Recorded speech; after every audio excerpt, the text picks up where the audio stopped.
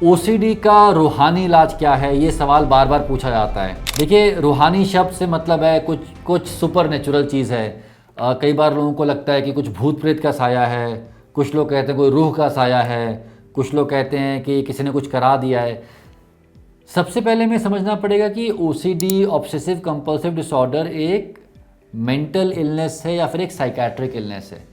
जैसे बाकी शरीर के अंग बीमार पड़ सकते हैं, वैसे ही आपका दिमाग भी बीमार पड़ सकता है। जैसे आपके लीवर में दिक्कत हो सकती है, आपके पेट में दिक्कत हो सकती है, वैसे ही आपके ब्रेन में भी दिक्कत हो सकती है। ओसीडी के ऊपर अब बहुत रिसर्च हो चुकी है, हम काफ़ी हद तक समझते हैं कि ओसीडी होता क्यों है।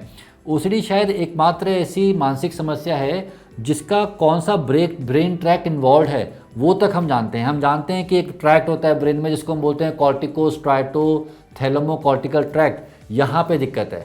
तो सबसे पहले आपको ये समझना पड़ेगा कि ओसीडी कोई रूहानी बीमारी नहीं है, कोई ऊपरी हवा नहीं है।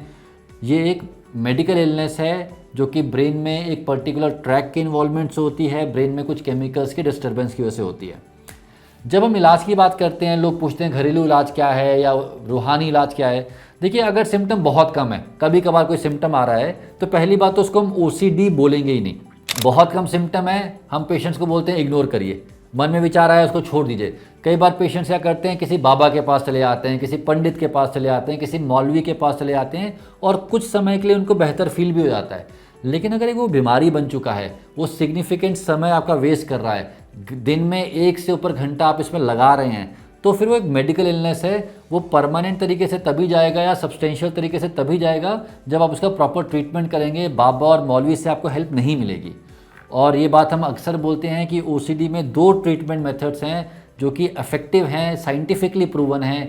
एक है मेडिकेशंस, दूसरा है साइकोथेरेपी सेशंस, और दोनों का कॉम्बिनेशन कई बार और अच्छा काम करता है। एक बात आपको ध्यान रखनी है, ये बाबा और मौलवी के पास जाने के चक्कर में कई बार लोग समय बहुत बेकार कर देते हैं। ये पाया गया है कि जितने लंबे समय तक आप ट्रीटमेंट नहीं लेंगे, उतना ट्रीटमेंट लेना बाद में मुश्किल होता जाएगा। तो हम लोग ऐसे डॉक्टर किसी को मना नहीं करते। अगर आपको किसी मंदिर जाना है, किसी मस्जिद जाना है, कुछ भी करना है, वो करते रहिए, कोई दिक्कत नहीं है। साथ में मेडिकल ट्रीटमेंट ज़रूर लीजिए। तो रूहानी इलाज कुछ भी नहीं है, क्योंकि रूहानी बीमारी नहीं है, लेकिन हम इस सवाल को एड्रेस कर रहे हैं क्योंकि ये बहुत लोग पूछते हैं।